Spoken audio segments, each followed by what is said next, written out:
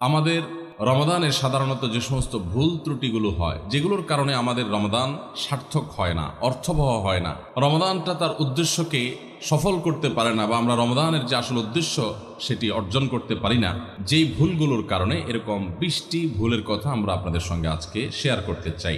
এগুলো যদি আমরা একটু মাথায় রেখে এবারের রমাদানটা, আসন্ন রমাদানটাকে কাটাবার চেষ্টা করি, ইনশাআল্লাহ আশা করা যায় এই রমাদান আমার জীবনে একটা ছাপ ফেলে যাবে, আমার জীবনে একটা দাগ রেখে যাবে, আমার জীবনে একটা স্মরণীয় রমাদান হবে, জান্নাতের পথে অগ্রসর হওয়াটা সহজ হবে, আমি একজন ভালো মানুষ হতে পারবো, মুত্তাকি হতে পারবো। আল্লাহ আমাদের সবাইকে সে তৌফিক দান করুন। যে সমস্ত ভুলের কারণে, যে সমস্ত ত্রুটি বিচ্যুতির কারণে আমাদের রমাদানগুলো আমরা নষ্ট করে ফেলি, আমাদের আমলগুলো যথাযথভাবে করতে পারি না, রমাদানের আসল উদ্দেশ্য সাধন হয় না, তার মধ্যে থেকে সর্বপ্রথম যেটির উল্লেখ আমি করতে চাই সেটি হলো, রমাদানকে কেন্দ্র করে সর্বপ্রথম ভুলটি হলো, আমরা রমজান মাসের চাঁদ বেশিরভাগ মানুষ পশ্চিম আকাশে 29শে শাবানে তালাশ করার কথা, সেটা আমরা বেশিরভাগ লোক করি না। একটা সময় গ্রামে শহরে সব জায়গায় মানুষ চাঁদ তালাশ করত, যখন ফেসবুক ছিল না, যখন ইউটিউব ছিল না, বা সোশ্যাল মিডিয়ার এত ব্যবহার শুরু হয়নি, তখন গ্রামে শহরে সর্বত্র মানুষ চেষ্টা করত পশ্চিম আকাশে একটু চাঁদ তালাশ করার। রমাদানের চাঁদ আমরা তালাশ করব শাবানের শেষ দিনে, 29শে শাবান। এই চাঁদ তালাশ করাটা একটা ইবাদত, একটা নেক আমল। আমরা হেলায় এই নেক আমলটা হারাই ফেলি। আমরা এখন চাঁদ তালাশ করি, কিন্তু সেটা ফেসবুকে, আকাশে না। চাঁদ তালাশ হয় কোথায়? সবাই যখন ফেসবুকে তালাশ করে, তো চাঁদ দেখা কমিটি, হেলাল কমিটি, তারা যে ঘোষণা করবেন, তারা তো মানুষের দেয়া সংবাদের ভিত্তিতে ঘোষণা করবেন। এখন মানুষ যদি চাঁদ দেখা ছেড়ে দিয়ে সবাই ফেসবুক দিকে তাকায় থাকে, তাহলে তারা কার চাঁদ দেখার উপর ভিত্তি করে ঘোষণা দিবেন? এই জন্যই তো বেচারাদের দেখা যায় কোনো কোনো বছর 10টা, 11টা, 12টা বাজে চাঁদ দেখায়। কারণ আমরা তো চাঁদ দেখি না, আমরা নিউজ না দিলে তারা কোত্থেকে নিউজ দিবে? এই জন্য ভাইরা, রমাদান মাসের, রমাদানের জন্য চাঁদ দেখার চেষ্টা যদি আপনি করেন, আর যদি চাঁদ দেখতে নাও পারেন, চেষ্টাটা করছেন, পশ্চিম আকাশে চাঁদ খুঁজছেন, দেখেন নাই, তারপরেও আপনি একটা সুন্নাত আমল করার চেষ্টা করার কারণে আপনার নেক আমলে চাঁদ দেখার চেষ্টা করার কারণে সওয়াব পাবেন। আর যদি চাঁদ দেখতে পান, তাহলে দোয়া পড়বেন, আল্লাহুম্মা আহিল্লাহু আলাইনা বিল ইয়ুমনি ওয়াল ঈমান ওয়াস সালামাতি ওয়াল ইসলাম। আল্লাহ, এই চাঁদকে আপনি আমার জন্য বরকতময় করে দিন, ঈমানময় করে দিন, শান্তিময় করে দিন, ইসলামময় করে দিন। এই পুরো চাঁদকে, পুরো মাসকে আমার জন্য, এই দোয়া পড়া সুন্নত। তাহলে রমাদান কেন্দ্রিক আমাদের প্রথম ভুল হলো, আমরা রমাদানের চাঁদ সাধারণত দেখি না, কিন্তু এখন থেকে ইনশাআল্লাহ রমাদান মাসের চাঁদ আমরা পশ্চিম আকাশে তালাশ করব। ঠিক আছে তো ইনশাআল্লাহ? দ্বিতীয়ত যে ভুলটি হয় তা হলো, রমাদানের প্রস্তুতি অংশ হিসাবে আমরা বেশিরভাগ মানুষই ভুল প্রস্তুতি নেই। সেটি হলো, প্রচুর পরিমাণে খাবার দাবার কেনাকাটা করে, সেগুলো সংগ্রহ করে বাসা বাড়িতে খাবার দাবার স্তূপ দিয়ে ফেলা। এটা হলো আমাদের বেশিরভাগ মানুষের রমাদানের প্রস্তুতি। অন্য যে কোনো সময়ের চাইতে রমাদান মাসে অতিরিক্ত খাবার ইত্যাদি কেনাকাটা আমরা করি, এটা রমাদানের যথাযথ প্রস্তুতি না। এই বিষয়ে পারিবারিক মিটিং হওয়া উচিত, ফ্যামিলির সদস্যদেরকে নিয়ে বসা উচিত, যে আমরা এই রমাদানটা কিভাবে কাটাবো। রমজান তো ইবাদতের মাস, তো ইবাদতের মাসে আমরা খাবার নিয়ে এত ব্যস্ত হয়ে গেছি কেন? যে আমাদের ছোলা, চিনি, বেগুন, বেসন, আমাদের যত রকমের আপনার রমজান কেন্দ্রিক আইটেম আছে, সেগুলো কিনে আমরা ভরায় ফেলতেছি বাসা।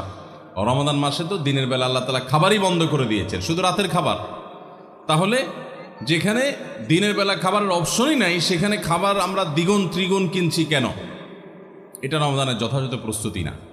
রমাদানের যথাযথ প্রস্তুতির অংশ হিসাবে আমরা আগে থেকে বরং খাবার কিভাবে কন্ট্রোল করা যায়, কিভাবে কমানো যায়, কিভাবে স্বাস্থ্য ভালো থাকে, কিভাবে পেটে আপনার বুটবাট ফুটপাট এগুলো কমানো যায়, সেরকম খাবার খাওয়ার জন্য পরিকল্পনা করা দরকার। যে অতিরিক্ত ভাজা পোড়া খেয়ে আমরা অসুস্থ হব না, পারিবারিক সিদ্ধান্ত নেওয়া দরকার যে আমরা এগুলো কমিয়ে আনবো, তাহলে ইবাদত বেশি করতে পারবো, ভালো করে করতে পারবো, দোয়া বেশি করে করতে পারবো।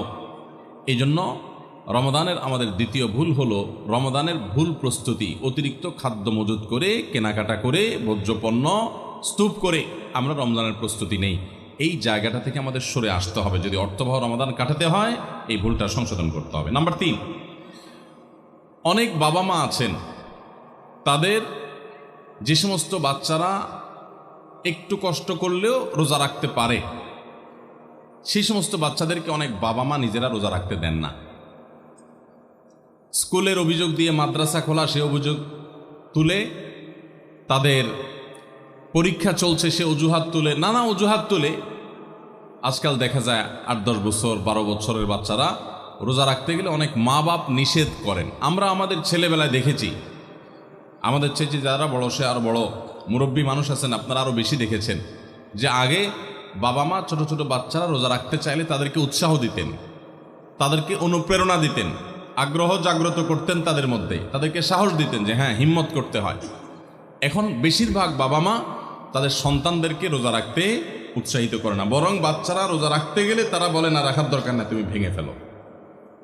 মনে রাখবেন, সাহাবায়ে কেরামের একটি কমন আমল ছিল, তারা রমজান মাসের রোজা তো বটেই, এমনকি আশুরার রোজা, এগুলো পর্যন্ত, নফল রোজা পর্যন্ত তারা তো রাখতেন, তাদের বাচ্চাদেরকে রাখাতেন এবং বিভিন্ন রকমের খেলনা ইত্যাদি দিয়ে বাচ্চাদেরকে ভোলানোর চেষ্টা করতেন। সেই সাহাবীরা যাদেরকে তাদের মা বাবারা শৈশবে কৈশোরে রোজা রাখার ব্যাপারে উৎসাহ দিয়েছেন, প্রেরণা দিয়েছেন, শিক্ষা দিয়েছেন, সাহস জুগিয়েছেন, তারাই কিন্তু বিশ্বটা জয় করেছে। কারণ কষ্ট করা শিখেছে, কষ্ট সহিষ্ণু হয়েছেন, ধৈর্য ধারণ করা শিখেছেন। রোজা রাখা মানে সংযম, এই সংযম শিখেছেন। ক্ষুধা হবে, খাবারও সামনে থাকবে, কিন্তু খাওয়া যাবে না। এই যে সংবরণ, এই যে সংযম, এই যে ধৈর্য, এই যে সহনশীলতা, এটার চর্চা করা যখন মা বাপরা শিখিয়েছেন, সেই সাহাবীদের সন্তানরাই কিন্তু অর্ধ পৃথিবী জয় করে ছেড়েছেন। আর আজকে আমাদের সন্তানদেরকে আমরা রোজা রাখাই না কেন? আমাদের মায়া হয়, ছেলেটার মুখটা ফ্যাকাশে হয়ে যাবে, মেয়েটার মুখটা শুকায় যাবে, আমার কাছে ভালো লাগবে না। আমি সবসময় বলার চেষ্টা করি, দেখুন, আমাদের সন্তানদেরকে ভোগ শেখাবার প্রয়োজন নাই, ভোগ এটা শেখানোর দরকার হয় না। ভোগ করতে সবাই পারে, এটার জন্য যোগ্যতা লাগে না। ত্যাগ সবাই পারে না, ত্যাগটা শেখাইতে হয়। আপনার ছেলে মেয়েকে খাওয়া পড়ায় মোটা তাজা করবেন, এটার জন্য কোনো যোগ্যতার দরকার নাই। এটা গরু ছাগল পশু পাখি প্রাণী তারাও পারে, মানুষ তো পরের কথা। খাইতে কে না পারে? সবাই পারে। কিন্তু খাবার আছে, তবু আমি আল্লাহর নির্দেশে নিজেকে সংবরণ করব। একটা নির্দিষ্ট সময় সূর্য ডোবার আগ পর্যন্ত আমি খাবো না। এই যে ধৈর্য, এই যে সহনশীলতা, এই যে আত্মনিয়ন্ত্রণ, এই যে কন্ট্রোল, এই জিনিসটা আপনার বাচ্চার জীবনে অনেক গুরুত্বপূর্ণ একটা ব্যাপার। এটা তার জন্য অনেক বেশি জরুরি, তার কারণ তার সারা জীবন সামনে পড়ে আছে। তার জীবনে যা চাইবে সে সব কিছু পাবে না, বহু কিছু তার চাওয়ার সাথে পাওয়ার মিল থাকবে না। তার জীবনে অনেক সংগ্রাম করতে হবে, অনেক ইচ্ছা বিরুদ্ধ বিষয় তার সামনে এসে দাঁড়াবে। তখন সে সংযমী হতে পারবে, আত্মনিয়ন্ত্রণ করতে পারবে, ধৈর্য ধারণ করা শিখতে পারবে।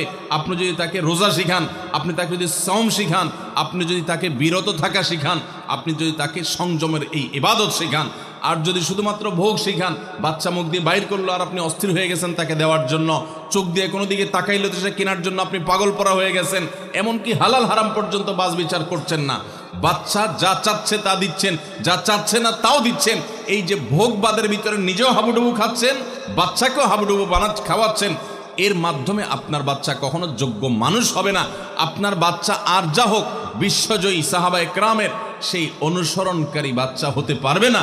তাদেরকে যদি আপনি সংগ্রাম শেখাতে চান, ভোর রাতে ঘুম থেকে জাগতে শেখান, ভোর রাতে উঠতে শিখান, আরামের ঘুম ছাড়া শেখান, আরামের কম্বল ত্যাগ করা শিখান। খাবার সামনে আছে, পানীয় সামনে আছে, ক্ষুধাও আছে, তৃষ্ণাও আছে, তারপরও সে খাবে না, এই সংযম শিখান।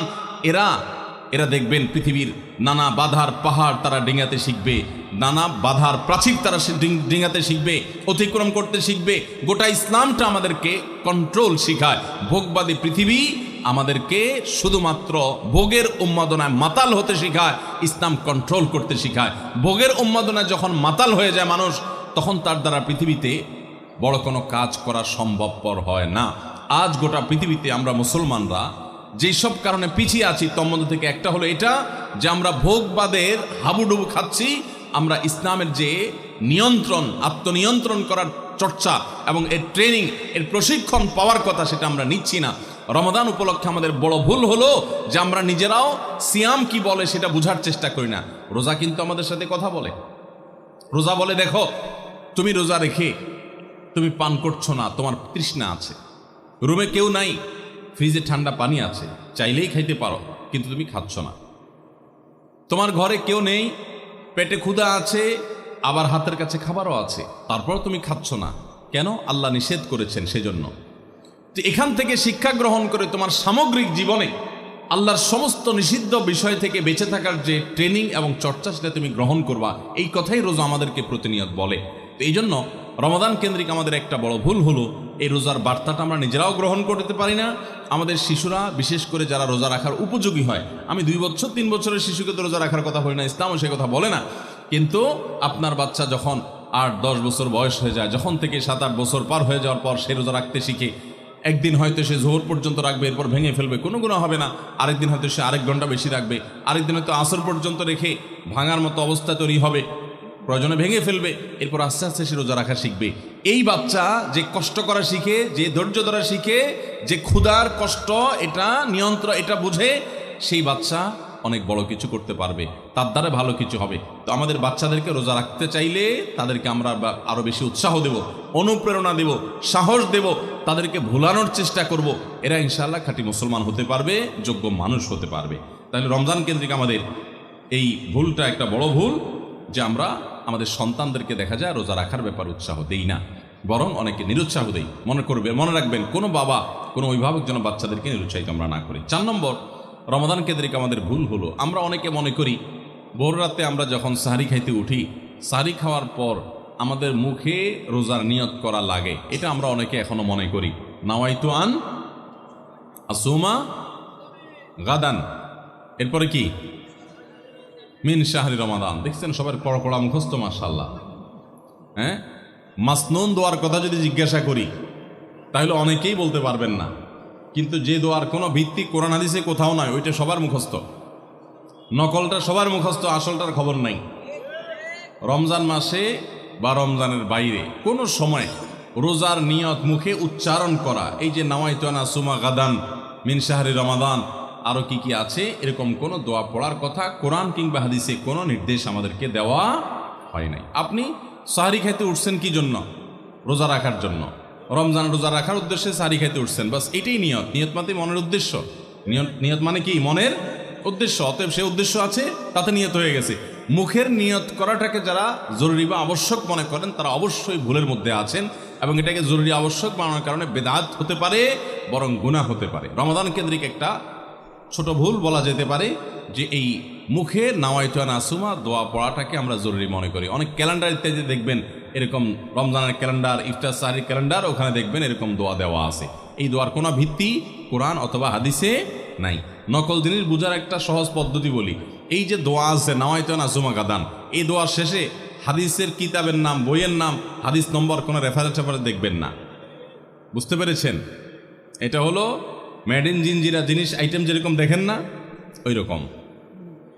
তো এই জন্য এটাকে একটা আমরা ছোট ভুল বলতে পারি রমাদান কেন্দ্রিক, যে আমরা মুখে নিয়ত করাকে অনেক আবশ্যক মনে করি। 5 নম্বর রমাদান কেন্দ্রিক আমাদের ভুল হলো, আমরা বেশিরভাগ মানুষ, শতকরা হয়তো 90%-এরও বেশি মানুষ, আমরা যারা রোজা রাখি, আমরা শুধুমাত্র পেটের রোজা করি। রোজাটা শুধু পেটের না ভাই, রোজাটা পুরো বডির, রোজাটা পুরো শরীরের, মাথা থেকে পা পর্যন্ত শরীরের প্রত্যেকটা অঙ্গের রোজা আছে। আমরা শুধু পান বা আহার থেকে, যৌনাচার থেকে বিরত থাকাটাকে রোজা মনে করি।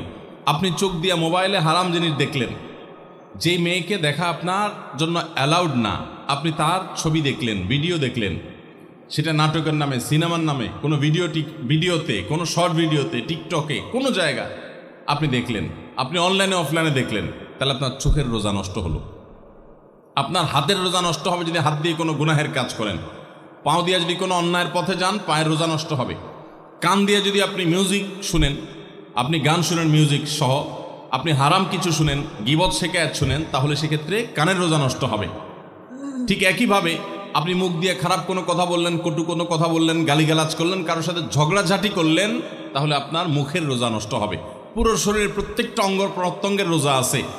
আমাদের রোজার 2টা দিক, একটা হলো রোজার বডি, একটা হলো রোজার স্ট্রাকচার, আর একটা রোজার ফিনিশিং।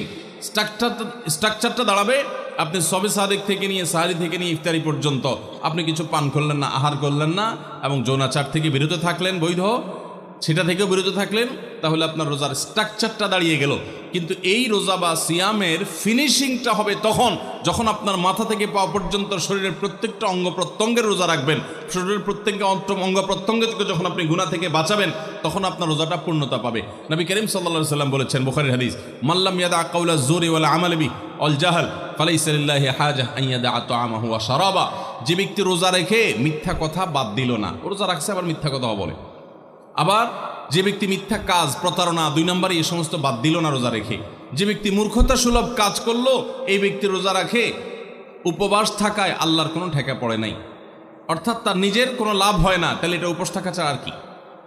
ঠিক একইভাবে নবী করিম সাল্লাল্লাহু আলাইহি সাল্লাম বলেছেন, কোনো ব্যক্তি রোজাদার অবস্থায় কেউ যদি তার সাথে বিবাদে লিপ্ত হতে আসে, ঝগড়া করতে আসে, সে বলবে ইন্নী সায়েম, তোমার কথার বহুত জবাব দেওয়ার ছিল কিন্তু আমি রোজাদার আছি, সো আমি তোমার সাথে কথা বাড়াতে চাই না। ভাইরা আমার, আমাদের রোজার সবচেয়ে বড় ভুল যদি আপনি আমাকে জিজ্ঞেস করেন তো আমি বলবো সবচেয়ে বড় ভুল হলো যে আমরা রোজা রেখে নানান পাপাচারে লিপ্ত হই, নানান গুনাহে লিপ্ত হই। আমরা রোজা শুধু পেটের রাখি, আমরা আমাদের শরীরের অন্যান্য অঙ্গ প্রত্যঙ্গের রোজা রাখতে পারি না। রোজা মনেরও করতে হয়, মন দিয়ে কোনো খারাপ চিন্তা করব না, খারাপ জল্পনা কল্পনা করব না, অন্যায় কোনো কিছু করব না, মনের ভিতরে হিংসা রাখবো না, বিদ্বেষ রাখবো না, কারোর প্রতি শত্রুতা রাখবো না, এটা মনের রোজা। আর পুরা শরীর যখন রোজা রাখবে তখন এই ব্যক্তি হবে এমন রোজাদার যে রোজার স্ট্রাকচারও ঠিক আছে, ফিনিশিংও ঠিক আছে, পূর্ণাঙ্গ রোজা রেখে এই ব্যক্তি রাইয়ান নামক গেট দিয়ে প্রবেশের উপযোগী। এই ব্যক্তি স্বয়ং আল্লাহর কাছ থেকে কিয়ামতের ময়দানে সেই মহাপুরস্কারের উপযুক্ত। এই ব্যক্তি সিয়ামের মাধ্যমে কোরআন এবং হাদিসে যত পুরস্কারের কথা বলা আছে সবগুলোর উপযুক্ত হতে পারবে। যে ব্যক্তির রোজা তাকে শুধু পেটের চাহিদা থেকে তাকে দূরে রাখে না, বরং শরীরের সমস্ত অঙ্গ প্রত্যঙ্গ দ্বারায় সমস্ত পাপাচার থেকে বিরত থাকার সংগ্রাম করে, নিয়ত করে, চেষ্টা করে এবং সেটা বাস্তবায়ন করে। আল্লাহ আমাদের সবাই। তাহলে 5 নম্বরের ভুল বললাম যে রোজা রেখে আমরা অনেকেই নানান রকমের পাপাচার লিপ্ত হই। আমরা এগুলো ছাড়বো তো ইনশাআল্লাহ। আল্লাহ সুবহানাহু ওয়া তাআলা বলেছেন কেন রোজা ফরজ করা হয়েছে, লাআল্লাকুম তাত্তাকুন, যেন আমরা মুত্তাকি হতে পারি। মুত্তাকি হওয়া, গুনাহ ছাড়া, পাপাচার ত্যাগ করা, এটা রোজার উদ্দেশ্য। এটাই যদি না হয় তাহলে এই রোজার কোনো অর্থ থাকতে পারে না। 6 নম্বর, রমজান মাসে আমরা যে ভুল করি সেটা হলো অনেকে রোজা রেখে মেসওয়াক করতে চান না। রোজা রেখে মেসওয়াক করতে চান না। কোন ইমামগণ বলেছেন যে রোজা রেখে মেসওয়াক করা অনুত্তম, কিন্তু সেই মতটা সঠিক নয়। সঠিক এবং জমহুর বেশিরভাগ ইমামদের মত এবং বিশুদ্ধ মত হলো যে রমজান মাসে রোজা রেখে মেসওয়াক পারলে আরো বেশি বেশি করবেন। কারণ নবী করিম সাল্লাল্লাহু আলাইহি সাল্লাম থেকে তিরমিজি একটা হাদিস বর্ণিত হয়েছে, ইমাম তিরমিজি সেটাকে হাসান সহিহ বলেছেন, হাদিসে হাসান বলেছেন। সেই হাদিসটা হলো যে নবী করিম সাল্লাল্লাহু আলাইহি সাল্লাম রোজা রেখে এত বেশি পরিমাণ মেসওয়াক করতেন, সাহাবী বলেন যে গুণে শেষ করা যাবে না। এই জন্য রোজা রেখে মেসওয়াক করা যাবে। অনেকে মনে করে মেসওয়াক করলে মেসওয়াকের রস যদি ভিতরে চলে যায় কোনো অসুবিধা নেই, রোজা রেখে আরও বেশি মেসওয়াক করবেন। তাহলে রমজানের কেন্দ্রিক আমাদের যে ভুলগুলো হয় তার ভিতরে 6 নম্বর হলো মেসওয়াক করাটাকে অনেকে দোষের মনে করেন, এটা ভুল, এটা দোষের না, বরং মেসওয়াক আরও বেশি করে করতে হবে। 7 নম্বর হলো অনেকে রমজান মাসে সাহারির খাবার এমনভাবে খায়, এক সময় আমরা দেখেছি ছোটবেলায় যে অনেক মুরব্বীরা আছেন রাত 12টা-11টার দিকে উঠে সাহারি খেয়ে তারপর শুয়ে পড়েন। এটা যেমন একটা ভুল ছিল, সাহারি হলো শেষের দিকে খাওয়া উত্তম, ওনারা খাইতেন আগে। অতিরিক্ত সতর্ক যেটাকে বলে, এত আগে কেন খায় যে শেষের দিকে খাইলে রোজা হয় না, না হয়, জন্য 12টার সময় 4-5 ঘন্টা আগে খেয়ে ধুয়ে দিলাম। এটা হলো বেশি সতর্ক হওয়া। বেশি সতর্ক বুঝেন, এক লোক দোতলায় শুয়ে আছে ফ্লোরে, তো একটু পর পর মাথা উপরের দিকে উঠে ফেলতেছে।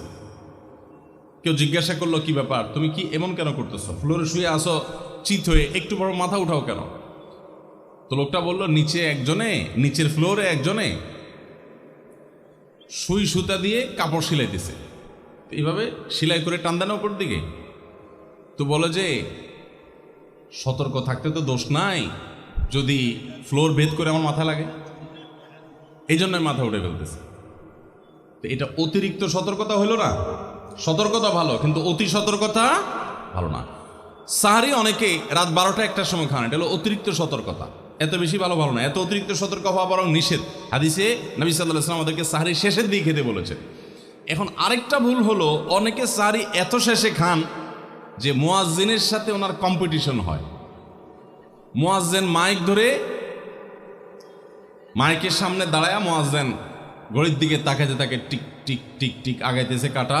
মুয়াজ্জিন প্রস্তুতি নিচ্ছে যে আল্লাহু আকবার করে হাঁক দিবে, আর উনিও ওইদিকে প্লেট হাতে গ্লাস হাতে খাবার খাচ্ছেন, ধুমায়া খাচ্ছেন, এবং কম্পিটিশনে লিপ্ত হয়েছেন যে মুয়াজ্জিন আগে আল্লাহু আকবার বলেন না তিনি আগে গিলে শেষ করেন। এরকম কম্পিটিশন হয় কি হয় না? বেশিরভাগ লোক, বিশেষ করে আমাদের যে কোনো কাজে আমরা একেবারে শেষ মুহূর্ত পর্যন্ত না ঠেকালে ভালো লাগে না। এই যে একদম আজান হওয়ার আগ মুহূর্ত পর্যন্ত খেতে থাকা, অনেক সময় দেখা যায় যে ভিতরে যেতে যাচ্ছে আজান পড়তেছে, এখনো আমার গলার নিচেও নামে না, এদিকে আল্লাহু আকবার শুরু করে দিছি, আল্লাহু আকবার শুরু করতেছে তখনও চাপাই দিছি, এবার ফালাই দিছি। দেরিতে সাহরি করা সুন্নাত, এর মানে এই না যে এত দেরি করবেন যে মুয়াজ্জিনের সাথে আপনি চোর পুলিশ খেলাবেন। এত দেরি করা এটা অবশ্যই সুন্নাহ নয়। নবী করিম সাল্লাল্লাহু আলাইহি সাল্লাম সাহরি খেয়ে শেষ করার পর ফজরের নামাজ পড়তেন, মাঝখানে 50 আয়াত পড়ার মতো গ্যাপ থাকতো। 50 আয়াত, 50 আয়াতের গ্যাপ মানে হলো 5 থেকে 7 মিনিট এভারেজ, এরকম গ্যাপ তিনি দিতেন, তারপর তিনি নামাজ পড়তেন। এই জন্য ভাইরা আমার, আমরা বলতে পারি যে 7 নম্বরের ভুল হলো আমরা অনেকেই রমজান মাসে সাহরির খানা খেতে খেতে একেবারে আজান পর্যন্ত ঠেকাই দিই। এত দেরি করা আবার ঠিক না। 8 নম্বরের ভুল হলো অনেকে গোসল ফরজ হলে মনে করেন যে এই অবস্থায় সাহরি খাওয়া যায় না। এটা ভুল ধারণা। আপনার রমজানে রাতের বেলা গোসল ফরজ হয়েছে, গোসল ফরজ হয়েছে, আপনি এখনো গোসল করতে পারেন না, এদিকে সাহরির খানার সময় চলে যাচ্ছে, তাহলে আপনি আগে সাহরির খানা খেয়ে নেন, সাহরি খেয়ে তাড়াতাড়ি গোসল করে তারপর ফজর নামাজ পড়তে যান, কোনো অসুবিধা নেই। এমনকি যদি আজান হয়ে যায়, আপনি গোসল এখনো করতে পারেন নাই, তাতেও সমস্যা নেই। আমরা অনেকে এটাকে সমস্যা মনে করি। সেই সাথে আরেকটা ভুল ধারণা হলো, অনেকে মনে করেন রমজান মাসে দিনের বেলায় স্বপ্নদোষ হলে বোধহয় রোজা ভেঙে যায়। স্বপ্নদোষ হওয়ার কারণে রোজা ভাঙে না।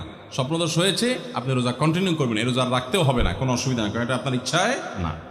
9 নম্বর ভুল হলো আমরা অনেকে যদি সাহরি খাইতে না পারি তাহলে আর ওই দিন রোজা রাখি না। অনেক লোক আছে বলে যে আজকে সাহরি খাইতে পারি না, এই জন্য রোজা রাখি না। তো সাহরি না খাইতে পারলে রোজা রাখবেন না কেন? সাহরি খাওয়াটা সুন্নত আর রোজা রাখাটা ফরজ। আপনার সুন্নত ছুটে গেছে, কোনো অসুবিধা নেই। সাহরি না খেলে রোজার কোনো অসুবিধা নাই, সাহরি খাওয়াটা উত্তম। নবী সাল্লাল্লাহু আলাইহি সাল্লাম বলেছেন তাসাহহারু ফাইন্না ফিস সাহুরি বারাকা, তোমরা রাতের শেষ বেলার খানাটা, সাহরির খানাটা খাবা, এটাতে বরকত আছে, কল্যাণ আছে। দুপুরের খানায় বরকতের কোনো ঘোষণা নাই, অন্য কোনো খানায় বরকতের কোনো ঘোষণা নাই, কিন্তু সাহরির খানাতে বরকতের ঘোষণা আছে। এই জন্য আমরা সাহরির খানাটা মনে না চাইলেও অল্প স্বল্প কিছু হলেও মুখে দেওয়ার চেষ্টা করব, কারণ সেখানে বরকত আছে, কল্যাণ আছে। কিন্তু কোনো কারণে সাহরি মিস হয়ে গেছে, ঘুম থেকে উঠতে পারেন নাই, আজান হয়ে গেছে, তাহলে এই অজুহাতে রমজানের ফরজ রোজা না রাখার কোনো সুযোগ নাই। কষ্ট একটু বেশি হতে পারে ওই দিন, তাতে কিছুই হবে না, আমরা একেবারে মরে যাব না। ধৈর্য ধরা শিখতে হবে। ইমানদারকে আল্লাহ তাআলা সবর করা শিখাচ্ছেন রমজানের মাধ্যমে। এই জন্য ভাইরা, কোনোদিন সাহরি মিস হইলে ওই দিন রোজা মিস করা যাবে না। 10 নম্বর যে ভুলটা আমাদের হয় সেটা হলো, সাহরিতে আমরা বেশিরভাগ মানুষ একটা সুন্নাত আমল করি না, সেটা হলো খেজুর খাওয়া। সন্ধ্যার সময় ইফতারিতে যখন আমরা সাহরি খাই তখন তো সবাই আমরা জানি, আমরা ইফতারিতে যখন খেজুর খাই তখন তো আমরা সবাই মোটামুটি জানি যেটা সুন্নত, কিন্তু সাহরিতে খেজুর খাওয়া যে সুন্নত, এটা ম্যাক্সিমাম মানুষ আমাদের দেশে এখনো জানেন না। নবী করিম সাল্লাল্লাহু আলাইহি সাল্লাম বলেছেন, নি'মা সাহুরুল মুমিনি আত-তামার, ইমানদারের সবচাইতে উত্তম সাহরি হলো খেজুর। আপনি ভাত খান, ডাল খান, গোশত খান, মাছ খান, যাই খান, 1 পিস খেজুর আপনি যদি অন্তত সাহরিতে খান, তাহলে এটার কারণে একটি সুন্নাত জিন্দা করার সওয়াব পাবেন। খেজুরে প্রচুর পরিমাণ এনার্জি, খাদ্য শক্তি থাকে, এটা আমাদের জন্য নানা দিক থেকে উপকারীও বটে। এই জন্য ইফতারিতে আপনি খেজুর খাওয়ার কথা জানেন, অথচ হাদিসে শুধু ইফতারিতে না, সাহরিতেও খেজুর খাওয়ার নির্দেশনা দেওয়া হয়েছে। এই জন্য এটা একটা ভুল যে আমরা অনেকে সাহরিতে যে খেজুর খেতে হয় এটা জানি না। 11 নম্বর ভুল হলো, সাহরির সময়, ভোর রাতের সময়টা হলো দোয়া কবুলের সবচেয়ে মোক্ষম সময়। 24 ঘন্টার ভিতরে দোয়া কবুলের সবচেয়ে আদর্শ সময়, যে সময়ের দোয়া কবুলের সম্ভাবনা সবচেয়ে বেশি, সেটা হলো ভোর রাতের সময়টা। আল্লাহ সুবহানাহু ওয়া তাআলা ডেকে ডেকে বান্দার ক্ষমা ঘোষণা করেন, বিপদ আপদ দূর করেন, অসুখ বিসুখ দূর করেন। এই সময়টা হলো রাতের শেষ প্রহর, ফজরের আগের সময়টা, তাহাজ্জুদের সময়টা। 11 মাস ধরে আমরা নানা ব্যস্ততার অজুহাতে আমাদের তাহাজ্জুদ পড়ার সুযোগ হয় না, ভোর রাতে ওঠার সুযোগ হয় না। ভাইরা আমার, রমাদানের মাস, আপনি তো সাহরি খাইতে প্রায় প্রতিদিনই উঠছেন। আপনার যেহেতু সাহরি খাওয়ার উদ্দেশ্যে উঠাই লাগে, তো আপনি কেন এই মাসে সাহরির সময় ভোর রাতের এই সময়টাতে যখন আল্লাহর সাধারণ ক্ষমা ঘোষণা করেন ওই সময়টাতে আপনি কেন শুধুমাত্র খেয়ে পরে আপনি মসজিদে চলে যাবেন ফজরের জন্য? অবশ্যই আপনি সাহরি খেতে উঠলে 2-5 মিনিট সময় বের করে বিশেষভাবে আল্লাহর কাছে দোয়ায় মনোনিবেশ করবেন। আমাদের একটা বড় ভুল হলো সাহরির এই সময়টাকে দোয়ায় আমরা মনোনিবেশ করি না। সম্ভব হলে 2 রাকাত নামাজ পড়েন, 4 রাকাত নামাজ পড়েন। সেটা যদি না পারেন তো সাহরির খানার শেষে অথবা আগে আপনি আপনার রুমে গিয়ে লাইট বন্ধ করে নিরিবিলি জায়গায় একটু আল্লাহর কাছে হাত তুলে একটু চোখের পানি ফেলে চান, দোয়া করেন। দোয়ার এই সুযোগটা 11 মাস আপনি পান না, রমজান মাসে সাহরির উসিলায় পেয়েছেন, তো আপনি সেই সুযোগটা কেন হাতছাড়া করবেন? আমি বিনয়ের সাথে বলতে চাই, একজন মানুষের যেন আমরা এই সুযোগটা হাতছাড়া না করি। আমি পারতপক্ষে কোনোদিন এই সুযোগটা হাতছাড়া করি না ভাইরা। যেদিন কিছুই করতে পারি না, ওইরকম দোয়া করার সময় হয়তো নাই, কোনো কারণে দেরি হয়ে গেছে উঠতে উঠতে, ওই দিন খাইতে খাইতে মনে মনে দোয়া করার চেষ্টা করি, প্লেটটা ধুইতে ধুইতে দোয়া করার চেষ্টা করি। কারণ মুয়াজ্জিন ফজরের আজান যখন দেন, ওয়াক্ত যখন হয়, তার আগ মুহূর্ত পর্যন্ত আল্লাহ তাআলা দুনিয়ার আসমানে এসে তারপরে বান্দাকে ডেকে ডেকে বলেন, আল্লাহ মিন মুবতালান, তোমাদের মধ্যে কেউ কি অসুস্থ আছো, ফাআফিয়াহু, আমি তাকে সুস্থতা দান করব। আল্লাহ মিন মুস্তাগফিরিন ফাগফির লাহ, তোমাদের মধ্যে কেউ কি আছো ক্ষমা প্রার্থনাকারী, আমি তাকে ক্ষমা করে দিব। এভাবে ডেকে ডেকে আল্লাহ তাআলা দিতে থাকেন। টোটাল 24 ঘন্টার মধ্যে যেই সময়টার দোয়া ফেরত দেয়া হয় না, যেই সময়টার দোয়া মিস হওয়ার সম্ভাবনা খুবই কম, আপনার দোয়ার বেসিক শর্তগুলো ঠিক থাকলে এই দোয়া কবুল হওয়ার সম্ভাবনা জোরালো, সেই সময়টা হলো ভোর রাতের সময়টা। রমজান মাসে এই সময়টাতে দোয়ার যে সুযোগ তৈরি হয়, দোয়ার যে বিশাল সুযোগ আপনি পান, এই সুযোগটা হাতছাড়া করে আপনি শুধুমাত্র খেয়ে দিয়ে এই সময়টাকে পার করে দেন, এটা কখনো বুদ্ধিমানের কাজ হতে পারে না। এই জন্য রমজান মাসের ভুলগুলোর মধ্যে থেকে একটা হলো যে সাহরির সময়টাতে, ভোর রাতের সময়টাতে, দোয়া কবুলের গুরুত্বপূর্ণ সময়টাতে আমরা দোয়া তো করিই না। অনেকে ওই সময় আজকাল সাহরি পার্টি বের করেছেন, তামাশা বের করেছেন, অনেকে টেলিভিশনের প্রোগ্রাম দেখেন। কোনো চ্যানেলে সাহরির সময়ের কোনো প্রোগ্রাম, আমরাও মাঝে মধ্যে এগুলো আগে রেকর্ড করা থাকে। সাহরির সময় আমরা টেলিভিশনে প্রোগ্রাম করতে যাই না, আগে রেকর্ড করা থাকে, সেগুলো চলে।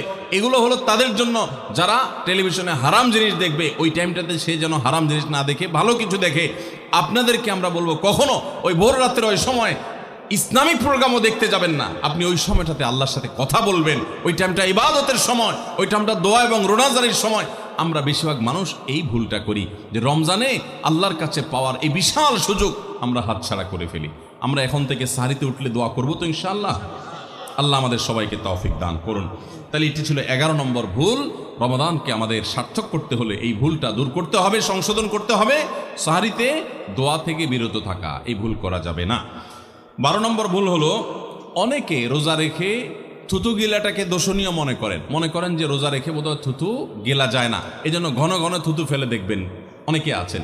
বিশেষ করে নতুন নতুন যখন রোজা রাখে পোলাপান, তখন দেখবেন যে মিনিটে মিনিটে থুতু ফেলে, আছে না নাই? এই ঘন ঘন রোজা রাখে, আপনার থুতু ফেলে কেন? কারণ মনে করতেছে থুতু গিললে তার রোজা ভেঙে যাবে। ভাই, থুতু যদি আপনি না গিলেন আপনি বাঁচবেন? থুতু না গিললে কেউ বাঁচবে? যতই আপনি থুতু ফেলেন, আপনার থুতু তো কিছু না কিছু ভিতরে যাবেই। যদি না যায়, গলা শুকিয়ে গেলে তো আপনি মরেই যাবেন। এই জন্য এটা একটা ভুল যে আমরা মনে করি থুতু ফেলা লাগে। রোজা রেখে রোজার কারণে এক্সট্রা কোনো থুতু ফেলার দরকার নাই। আপনার মুখে বালু চলে আসছে, একটা মশা ঢুকে গেছে, আপনি রোজা আছে, এটা যেন ভিতরে না যায়, সেজন্য থুতুটা ফেলে দিলেন, এটা ভিন্ন কথা। আপনি বেসিনে গিয়ে ফেলে আপনি একটু পানি ঢেলে দিলেন। কিন্তু রোজা রেখে ঘন ঘন থুতু ফেলতে হবে, থুতু গিলা যাবে না, এরকম কোনো কথা নাই। এটা আমাদের একটা ভুল, রমজান কেন্দ্রিক একটা ভুল। 13 নম্বর ভুল হলো, আমরা বেশিরভাগ মানুষ রমজান মাসে ফজরের নামাজ পড়ে এসে ঘুম দেই। আপনার যদি রাতে ঘুম না পুরে আবার দিনে ডিউটি থাকে, ঘুম একটু যদি যাওয়াই লাগে, তো ফজরের পর পর ঘুমাবেন না। আলহামদুলিল্লাহ, আমাদের বাসায় আমরা এটার প্র্যাকটিসটা প্রতি বছর খুব হার্ডলি করার চেষ্টা করি। ফজরের পর পর কোনো ঘুম নেই, ফজরের পর একটু কোরআন তেলাওয়াত করেন। প্রথম চোখ ভেঙে আসবে, কারণ আপনি ভোর রাতে উঠছেন, অভ্যাস নাই। তো যাতে চোখে ঘুম না আসে সেজন্য নানান বুদ্ধি বাইর করে ঘুম দূর করেন, একটু উঠবস করেন। ওই টাইমে বসে ফজরের পরে আপনি তেলাওয়াত করেন, জিকির আজকার করেন, সকাল সন্ধ্যার দোয়াগুলো পড়েন, এটা দোয়া করেন, রমজানের কিছু আমল করেন। এশাকের নামাজের ওয়াক্ত হয়ে গেছে, 2 রাকাত নামাজ পড়ে এরপর আপনি পারলে দরকার হলে শুয়ে যান, কিন্তু ফজরের পরপর শুয়ে যাবেন না। এটা একটা ভুল, কারণ নবী করিম সাল্লাল্লাহু আলাইহি সাল্লাম সকালের এই সময়টার জন্য দোয়া করেছেন, আল্লাহুম্মা বারিক লি উম্মতি ফি বুকুরিহা, আল্লাহ আমার উম্মত জন্য সকালের সময়টাতে বরকত দান করুন। আর ওই সময় আপনি ঘুমায় থাকছেন, তো রমজান মাসে আমরা এটা একটা ভুল করি, এটা আমরা করব না যথাসম্ভব। তারপর 14 নম্বর ভুল হলো, আমরা যারা নিয়মিত আজানের জবাব দেই, আজানের জবাব দেওয়া একটা আমল, আপনারা জানেন তো, মুয়াজ্জিন যা বলে তার সাথে সাথে তা বলা, তার পরপর সেটা বলা। মুয়াজ্জিন যখন আল্লাহু আকবার বলে, তখন আপনিও আস্তে আস্তে করে আল্লাহু আকবার বলবেন। মুয়াজ্জিন আবার যখন আল্লাহু আকবার বলবে, আপনিও আল্লাহু আকবার বলবেন। মুয়াজ্জিন যখন আশহাদু আল্লা ইলাহা ইল্লাল্লাহ বলবে, আপনিও আশহাদু আল্লা ইলাহা ইল্লাল্লাহ বলবেন। মুয়াজ্জিন যখন আশহাদু আন্না মুহাম্মাদুর রাসূলুল্লাহ বলবে, আপনি কি বলবেন? আশহাদু আন্না মুহাম্মাদুর রাসূলুল্লাহই বলবেন। অনেকে সাল্লাল্লাহু আলাইহি সাল্লাম পড়ে, সাল্লাল্লাহু আলাইহি সাল্লাম পড়বেন হলো আজানের শেষে, কিন্তু আজান চলাকালীন আশহাদু আন্না মুহাম্মাদুর রাসূলুল্লাহই বলবেন। সহিহ মুসলিমের আজানের জবাব দেওয়ার অধ্যায়ে পরিষ্কারভাবে নবী সাল্লাল্লাহু আলাইহি ওয়াসাল্লাম শিক্ষা দিয়েছেন। ইমাম মুয়াজ্জিন যখন বলবে ইযা ক্বালা আশহাদু আন্না মুহাম্মাদুর রাসূলুল্লাহ ফাকুলু আশহাদু আন্না মুহাম্মাদুর রাসূলুল্লাহ, তখন আমরা আশহাদু আন্না মুহাম্মাদুর রাসূলুল্লাহ বলবো। এরপর হাইয়া আলাস সালাহ হাইয়া আল ফালাহ যখন বলবে, তখন লা হাওলা ওয়ালা কুওয়াতা ইল্লা বিল্লাহ বলবো। এরপর আল্লাহু আকবার বললে তাই বলবো, লা ইলাহা ইল্লাল্লাহ বলার সময় তাই বলবো। তারপরে আজানের জবাব দেবো, দুরূদ পড়বো, দোয়া পড়বো। এই যে আজানের জবাব, এটাতে লাভ হয় কি জানেন? মুয়াজ্জিন আজান দিয়ে যেই সওয়াব পায়, আজানের যারা মুখে জবাব দেয়, মুয়াজ্জিনের সাথে সাথে বলে, তাদেরকে আল্লাহ তাআলা সমপরিমাণ সওয়াব দান করে। আর মুয়াজ্জিন কি পরিমাণ সওয়াব পায় সেটা কি জানেন? কোন মুয়াজ্জিন যদি আল্লাহকে খুশি করার জন্য আজান দেয়, দুনিয়ার উদ্দেশ্য তার কাছে না থাকে, বরং আল্লাহকে খুশি করাটাই তার উদ্দেশ্য থাকে, তাহলে এই মুয়াজ্জিনের ফজিলত হলো, ওই মুয়াজ্জিনের আজান শুনে যত মানুষ মসজিদে আসবে, ওই ওয়াক্ত নামাজে যত মানুষ শামিল হবে, সবাই যে পরিমাণ সওয়াব পাবে, যার যার অ্যাকাউন্টে যাবে, বোনাস হিসাবে সবার সমপরিমাণ সওয়াব মুয়াজ্জিনকে দেওয়া হবে। আর আপনি মুয়াজ্জিনি না করে শুধু আজানের জবাব দিলেও সেই মর্যাদা বোনাস হিসাবে আল্লাহ তাআলা আপনাকে দান করবেন।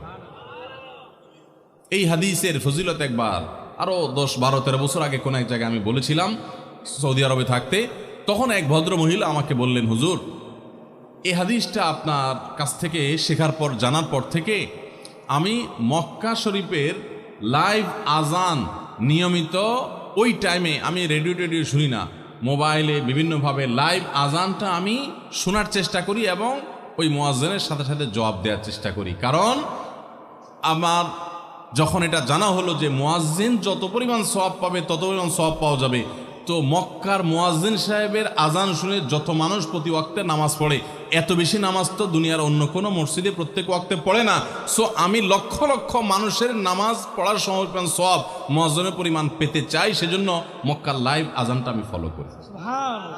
আমি অবাক হয়ে গেলাম, মানুষ আল্লাহর সন্তুষ্টির জন্য কতভাবে চেষ্টা করে, অথচ আমরা হেলায় হারিয়ে ফেলি। আপনার মহল্লার যে আজানটা সবার আগে আপনার কানে আসে, আপনার মহল্লার আজান, ওটা জবাব আপনি দিবেন, এরপর বাকিগুলো আপনি দিতে পারলে দিবেন, না দিতে পারলে না। এই যে আজানের জবাব, এই আজানের জবাবটা আমরা অনেকে 12 মাসে একটু আধটু দেওয়ার চেষ্টা করলেও, রমজান মাসে মাগরিবের নামাজের আজান, এটার জবাব নিয়মিত আজানের জবাবকারীরাও দেয় খুব কম। এটা রমজানের একটা ভুল। কেন দেয় না?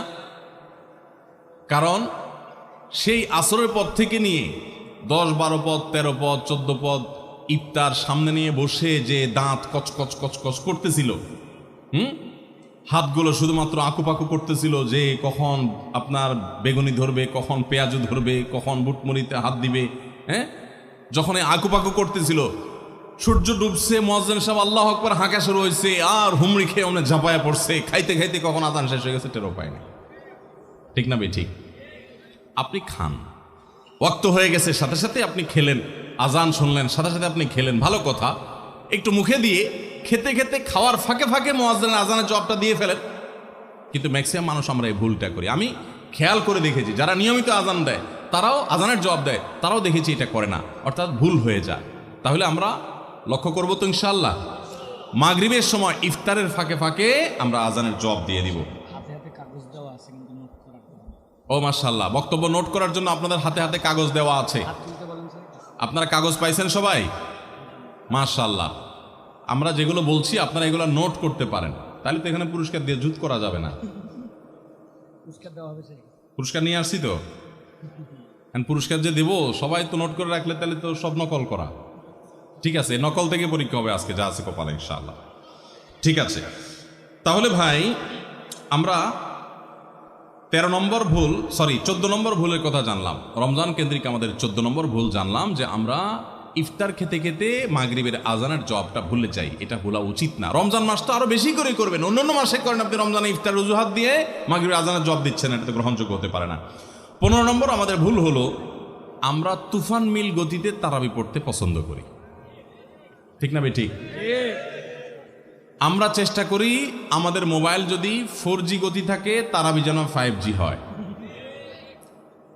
সব কিছুতে স্পিড ভালো না, সব কিছুতে স্পিড ভালো না। আপনার নেটের ক্ষেত্রে স্পিড যত বেশি হবে তত ভালো, বুঝলাম। তারাবির ক্ষেত্রে ওই তারাবির কোয়ালিটি বেশি হবে যেই তারাবি ধীরে সুস্থে হবে, আস্তে আস্তে হবে, শান্তভাবে হবে, বেশি সময় নিয়ে হবে। আমরা এখনো এত অজ্ঞানতার মধ্যে আছি ধর্মের ব্যাপারে যে আমাদের অনেক এলাকার মুসল্লিদেরকে আমি দেখেছি, এখনো দেখা যায় কম্পিটিশনে লিপ্ত হয়। এক এলাকার মুসল্লি ওনার এলাকার মুসল্লিরা দেখলে বলে, দোস্ত তোদের তারাবির কি অবস্থা? বলো যে দোস্ত ভালোই, তো নতুন হাফেজ নিয়োগ পাইছে তোদের এখানে, তারাবি কতক্ষণ লাগে? বলো দোস্ত 1 ঘন্টা 5 মিনিট। তো এবার আগের দোস্ত বলে যে বলস কি, আমার তো 55 মিনিটে শেষ। মানে খুব প্রাউড ফিল করতেছে যে আমাদের হাফেজ এত টুকর হাফেজ যে 55 মিনিটে শেষ করে ফেলা। শুনেন, হাফেজদের একটা গোমর বলি আপনাদেরকে। গোমরটা হইল, হাফেজদের জন্য তাড়াতাড়ি পড়াটা অনেক সহজ, আস্তে পড়া এটা সব হাফেজ পারে না। বুঝতে পারছেন? যারা গাড়ি চালাইতে পারেন, ড্রাইভিং জানেন, তারা ভালো করে বুঝবেন, গাড়ি জোরে চালাইতে খুব বেশি যোগ্যতা লাগে না, গাড়ি আস্তে চালানোর জন্য যোগ্যতা লাগে। আমি জীবনে যখন প্রথম গাড়ির স্টিয়ারিং হুইল ধরে শেখা শুরু করি, আমাকে ট্রেনিং দিছে নেপালের একজন ভাই, আমার সহকর্মী, সৌদি আরবে ছিলেন, আলেম মানুষ, মদিনা ফারেক, শেখ রিয়াজুল হক। তো উনি আমাকে স্টিয়ারিং ধরে যখন আমি গাড়ি চালানো শুরু করছি, আপনারা যারা গাড়ি চালানো শিখাইছেন বা শিখতে দেখছেন দেখবেন, নতুন নতুন যারা ড্রাইভার হয় একদম বিসমিল্লাহ বলে মানুষ শুরু করে যখন, সাধারণত রাস্তাঘাট ফাঁকা থাকলে ভোরে এরকম সময় তো চালায়, তো তখন রাস্তা ফাঁকা পায়, আপনার স্কার্টার চাপ দিলে গাড়ি ভোঁ ভোঁ করে দৌড়ায়, শান্তি লাগে, আরও জোরে চাপ দেয়, আরও জোরে দৌড়ায়, শান্তি লাগে। তখন দেখবেন পাশে থাকা লোক বলে আস্তে আস্তে, মানে বেশি জোরে, কারণ আপনাদের কন্ট্রোল করতে পারবেন না। তো আমাকে তখন আমার ওই ড্রাইভিংয়ের যে শিক্ষক ছিলেন সে ভাই আমাকে বললেন, যখন আমি মোটামুটি চালাতে পারি, অসুবিধা নাই, তখন উনি আমাকে বললেন, আপনার জন্য এখন সবচেয়ে বড় টেস্ট হলো কত আস্তে চালাতে পারেন। বিশেষ করে ম্যানুয়াল গিয়ারের গাড়ি যদি হয়, আর যদি পরীক্ষা হয় সবচেয়ে আস্তে চালানো, তো নতুন ড্রাইভার বেশিরভাগই ফেল করবে, কারণ আস্তে চালাতে গেলে একটু পর স্টার্ট বন্ধ হয়ে যাবে, ব্যালেন্স রাখতে পারবে না। তো আমি দেখলাম ঠিক আমারও সে একই অবস্থা হচ্ছে, আস্তে তো পারি না। তো আমি বললাম যে ভাই আস্তে যে চালাইতে বলো তুমি, আস্তে তো চালাইতে পারতেছি না ভাই, জোরে তো ঠিকই পারি। তো আমার বলতেছে জোরে ফেলার জন্য যোগ্যতা লাগে না, তো চাপ দিলেই তো দৌড়ায়, তুমি ব্যালেন্স ঠিক রেখা দেখি কত আস্তে চালাতে পারো। সে আমার গাড়ি থেকে নাইমা বলতেছে আমি পাশে হাঁটবো আস্তে আস্তে, আমার গতিতে তুমি গাড়ি চালাবা, দেখি পারো কিনা। আমি তো পারতেছি না, বলো যে না তুমি এখনো পাকা হও নাই। তো হাফেজদের অবস্থা একই রকম। হাফেজদেরকে যদি বলেন যে ধীরে ধীরে পড়েন আপনারা তারাবিতে, দেখবেন অনেক হাফেজ পারবে না, অনেক হাফেজ পারবে না, অনেকে পারবে, কিন্তু গতির সাথে তা পড়া এটা খুব সোজা কাম। ভাইরা আমার, আমরা তারাবিতে গতি দিয়া যদি পড়ি, অনেক মসজিদে আছে হাফেজ সাহেবরা বেচারারা গতিতে সাধে দেয় না, মুসল্লিদের মুক্তাদিদের চাপের চোটে ওই বেচারারা দৌড়ের উপরে থাকে। হুজুর আপনারা তো দেরি হয় কেন? পাশের মসজিদে মুসল্লিরা চলে আসে আমাদের আগে, রাস্তাঘাটে দোকানে এসে তারা চা খাওয়া শুরু করে, আমরা পরে বাইর হয়ে আমাদের মানিজ্যতা লাগে যে তোদের হাফেজ বোধহয় ভালো হাফেজ না। বুঝতে পেরেছেন? ওই কপাল পড়ারা বুঝতেছে না যে তাড়াহুড়ো করাটা ভালো হাফেজ হওয়ার লক্ষণ না। তো এই জন্য ভাই, তারাবিতে অতিরিক্ত তাড়াহুড়া করা এটা হলো আমাদের বড় একটা ভুল। ঢাকার ধানমন্ডি তাকওয়া মসজিদে আমাদের মুফতি সাইফুল ইসলাম ভাই আজকের অতিথি, ওনার মসজিদে আমি একবার তারাবি পড়েছি। সুবহানাল্লাহ, এত ধীরস্থিরতার তারাবি আমি জীবনে কোথাও দেখিনি। এত ধীরস্থিরতার তারাবি কিয়ামুল লাইল শেষ দশকে যে করে, এত লম্বা সময় নিয়ে এত আস্তে আস্তে পড়েন। আলহামদুলিল্লাহ, মসজিদ ভর্তি মুসল্লি থাকে, পুরো ঢাকা থেকে মানুষ যায়। এরকম মসজিদ বাংলাদেশে আরও আছে, হাতে গোনা খুব কম। আমি অবশ্য তারাবিটা আমার বাসার নিচে আমার ছেলের ইমামতিতে সাধারণত পড়ি। তো যাই হোক, মসজিদে তারাবি এত ধীরস্থিরতার সাথে আমি ওখানে সবচেয়ে বেশি দেখেছি, আরও অন্যান্য জায়গায় থাকতে পারে। এই জন্য ভাইরা আমার, রমজানের ভুলগুলোর একটা হলো যে তারাবিতে তাড়াহুড়ো করি আমরা। তাড়াহুড়ো করবেন না। আপনার হাফেজ সাহেবকে যদি আপনি খুব গতিতে পড়তে বলেন, এক পারা যদি প্রথম কয়েকদিন তো 1.5 পারা পড়ে, এরপরে 1 পারা করে পড়ে শেষ পর্যন্ত। 1 পারা পড়তে এশার নামাজ সহজ যদি তার তাড়াহুড়া করে পড়তে যদি 1 ঘন্টার সময় লাগে, তো ধীর স্থিরতার সাথে পড়লে 1 ঘন্টা, বড় জোর 10 মিনিট সময় লাগবে। 5 থেকে 10 মিনিটের পার্থক্য, এর বেশি না। 5-10 মিনিটের জন্য আপনার পুরো 1 ঘন্টা তারাবিটা আপনি বরবাদ হয়ে যেতে পারে। যদি অতিরিক্ত তাড়াহুড়া হয়, অস্পষ্ট থাকে, তাহলে তারাবি পড়ার কোনো মানেই থাকতে পারে না। এই জন্য তারাবিতে তাড়াহুড়া করবেন না, ধীর স্থিরতার সাথে পড়বেন। এবং এই বছর বিশেষ করে আমরা ওই যে তারাবির সালাতে কোণের বার্তা বইটা লিখেছি, এটার উদ্দেশ্য হলো তারাবি যাতে আপনার কাছে বোঝা মনে না হয়, তাড়াতাড়ি শেষ করে দিতে আপনার মনে না চায়, আপনি আগে থেকে একটু বইটা দেখে যাবেন যে আজকের তারাবিতে কি কি আছে, কোন নবীর ঘটনা আছে। যখন ওই আয়াতগুলো তেলাওয়াত করা শুরু করবে, তখন আপনি রিলেট করতে পারবেন, আপনার কাছে ভালো লাগে কাজ করবে, তারাবিটা আপনার কাছে বোঝা মনে হবে না। তাহলে 15 নম্বর ভুল হলো তারাবিতে তাড়াহুড়ো করা। আরেকটা বিষয় আছে, সেটা হলো তারাবির 4 রাকাত পর পর দোয়া পড়া। কি দোয়া জানো? আমি 2-3 শব্দ পারি, সুবহানাজিল মুলকি ওয়াল মালাকুতি, এতটুকু পারি। এরপরে কি আপনারা জানেন ভালো, যেহেতু কোরআন হাদিসে কোথাও পাই নাই, এই জন্য আমি তো জানি না, শুধু পাবলিকের মুখোমুখি শুনছি ছোটবেলা থেকে, কিন্তু বই পুস্তকে কোথাও পাই নাই কোরআন হাদিসে। তো এই জন্য তারাবির 4 রাকাতের পরপর এরকম দোয়ার কোনো কথা কোরআন বা হাদিসে নাই। 4 রাকাত পরপর সময় দেওয়া হয় কেন জানেন? এটা রেস্টের টাইম, যে 4 রাকাত পড়ছেন একটু রেস্ট করেন। আপনি তখন শুরু করছেন সুবহানাজিল মুলকি ওয়াল মালাকুতি, আরও রেস্ট আপনার নষ্ট হলো, তো এই জন্য তো আপনাকে সময় দেওয়া হয়নি। তো এই জন্য তারাবির এই ভুলগুলো আমাদের একটা ভুল রমজান কেন্দ্রিক। 16 নম্বর ভুল হলো মোবাইল, টেলিভিশন এবং এই জাতীয় ডিভাইসগুলোতে আমরা অনেকে গেমস ইত্যাদি খেলে সময় নষ্ট করি। কারণ দুপুরের খাবারের সময় কাজ নাই, অবসর থাকি, তো দেখা যায় মোবাইলে নষ্ট করে সময়। মহিলারা অনেক সময় রিমোট নিয়ে বসে টেলিভিশনের সামনে সময় নষ্ট করেন, অনেক সময় গেমস খেলে সময় নষ্ট করেন, অনেকে ঘুমায় থাকেন অতিরিক্ত। প্রবাস জীবনে অনেকে আছে ঘন্টায় ঘন্টা এভাবে সময় নষ্ট করেন, কারণ দুপুরের খাবার নাই, সকালের খাবার নাই, সময়গুলো কাজে লাগানোর সুযোগ না পান না। তো এটা বড় ভুল। আপনার রমাদানের এই সময়গুলো অনেক দামি, এই সময়গুলো এভাবে নষ্ট করাটা আপনার রমাদানকে নষ্ট করার শামিল। এটা হলো 16 নম্বর ভুল। 17 নম্বর ভুল হলো ইফতারের সময় দোয়া করতে হয়, এটা আমরা জানি সবাই। ইফতার খেতে দোয়া আছে সেটাও জানি, বিসমিল্লাহ বলে ইফতার খেলাম, ইফতার খাওয়ার পর দোয়া পড়বো আমরা, জাহাবাজ জমা ওয়াবতাল্লাতিল উরুক ওয়াসাবাতাল আজরু ইনশাআল্লাহ, অথবা আল্লাহুম্মা লাকা সুমতু আলা রিজকিকা আফতারতু। আমরা দোয়া এটা জানি সবাই। কিন্তু কেউ যদি আপনাকে ইফতারের দাওয়াত দেয়, ইফতার করায়, তখন তার জন্য একটা দোয়া আছে, ওইটা আমরা ম্যাক্সিমাম মানুষ জানি না। বলবো সেটা, সেই দোয়াটা হলো নবী করিম সাল্লাল্লাহু আলাইহি সাল্লাম তাকে কেউ ইফতার করালে তিনি তার জন্য দোয়া করতেন, আকালা তুআমাকুমুল আবরার ওয়াসাল্লাত আলাইকুমুল মালাইকা ওয়া আফতার ইনদাকুমুস সাইমুন। তোমাদের খাবার যেন নেককাররা খায়, হ্যাঁ, এবং তোমাদের উপর ফেরেশতারা যেন তোমাদের জন্য দোয়া করে, আর তোমাদের খাবার যেন রোজাদাররা খায়, ইফতার করে। কেউ ইফতার করে তার জন্য এই দোয়া করা সুন্নাত, এটা আমরা অনেকে জানি না। তো এই দোয়া না করা, এটা আমার মনে হয় আমাদের সমাজের ম্যাক্সিমাম মানুষের মধ্যে আছে, যে আমরা দোয়া করি না। ইফতার কেউ খাওয়ালে খেয়ে চলে আসি, বড় জোর অন্য দোয়া পড়ে, কিন্তু এই দোয়া পড়া সুন্নাত, এটা আমরা জানি না। তাহলে এটা একটা ভুল আমাদের রমজান কেন্দ্রিক। 18 নম্বর ভুল হলো এতেকাফ না করা এবং পরিবারকে শেষ 10 দিনে ঘুম থেকে জাগিয়ে না তোলা। রমজানের শেষ 10 দিন এতেকাফ করা হলো রমজানের সবচাইতে তৃপ্তিদায়ক ইবাদত। যেই ইবাদতের তৃপ্তি আপনি নগদে পাবেন, সেটা হলো রমজানের শেষ দশকের এতেকাফ। দুঃখজনক বিষয় হলো ম্যাক্সিমাম মানুষ আমাদের দেশে মসজিদগুলোতে দেখা যায় এতেকাফের লোক পাওয়া যায় না, টাকা দিয়ে লোক ভাড়া করে এতেকাফে রাখা লাগে। একটা দুঃখজনক ব্যাপার। তো রমজানের একটা গুরুত্বপূর্ণ আমল হলো এই এতেকাফ, এটা আমরা করি না, চেষ্টা করবো তো ইনশাআল্লাহ। একবার যদি আপনি এতেকাফ করেন, এতেকাফের মজা যদি একবার পেয়ে যান, বিশেষ করে কয়েকজন ইবাদত গুজার মানুষের সাথে থাকেন, একটা পরিবেশমান, আপনাকে জীবনে এতেকাফ থেকে কেউ আর ঠেকাতে পারবে না, দূরে রাখতে পারবে না। এতেকাফ আপনি করেই ছাড়বেন, এত মজার ইবাদত। এবং সেই সাথে রমজানের শেষ দশকে নবী সাল্লাল্লাহু আলাইহি ওয়াসাল্লাম পরিবারের লোকদেরকে ঘুম থেকে ডেকে তুলতেন, আমরা এটা করি না। পরিবারের লোকদেরকে সহ পুরো পরিবার মিলে একসাথে ইবাদত বন্দি করা শেষ দশকে, এটা গুরুত্বপূর্ণ একটা ইবাদত। তাহলে 18 নম্বর ভুল হলো এতেকাফ না করা, পরিবারকে শেষ দশকে না জাগানো। 19 নম্বর ভুল হলো শেষ 10 দিন আসলে আমরা কেনাকাটা, শপিং, হ্যাঁ, যারা শহরে আছে তারা গ্রামের বাড়িতে যায় ঈদ করা, এগুলোর পেছনে আমরা ব্যস্ত হয়ে যাই। শেষ 10 দিন হলো ইবাদতের সবচেয়ে গুরুত্বপূর্ণ সময়। রমজানের আসল টাইম হলো শেষ 10 দিন, সবে কদর ওর মধ্যেই আছে, অথচ আমরা সেই সময়টাতে সবচেয়ে বেশি অবহেলা কাটাই। এটা রমজানের একটা বড় ভুল। আর 20 নম্বর এবং সর্বশেষ যেটা বলতে চাই সেটা হলো যে অনেকে আমরা ফিতরাটা সময় মতো দেই না। ফিতরাটা হলো চাঁদ উঠছে তখন থেকে নিয়ে ঈদ উল ফিতরের নামাজের আগ পর্যন্ত এই সময়ের মধ্যে দিয়ে দিবেন। এত অল্প সময়ের মধ্যে, রাত্রের মধ্যে গরিব যদি খুঁজে না পান, তাহলে 1 দিন 2 দিন আগে থেকেও দিতে পারবেন। কিন্তু কোনো অবস্থাতে ঈদের নামাজের পরে ফিতরা দিলে সেটা ফিতরা আদায় হবে না। তাহলে ভাইরা আমার, এই 20টা ভুল যদি আমরা সংশোধন করতে পারি, এগুলোর প্রতি যদি আমরা খেয়াল রাখতে পারি, তাহলে আশা করা যায় আমাদের রমজানটা বড় সুন্দর হবে, অর্থবহ হবে। এই রমজানটা আমাদেরকে তাকওয়া অর্জন করাবে এবং সফল এবং সার্থক রমজান আমরা কাটাতে পারবো। চেষ্টা করবো তো ইনশাআল্লাহ।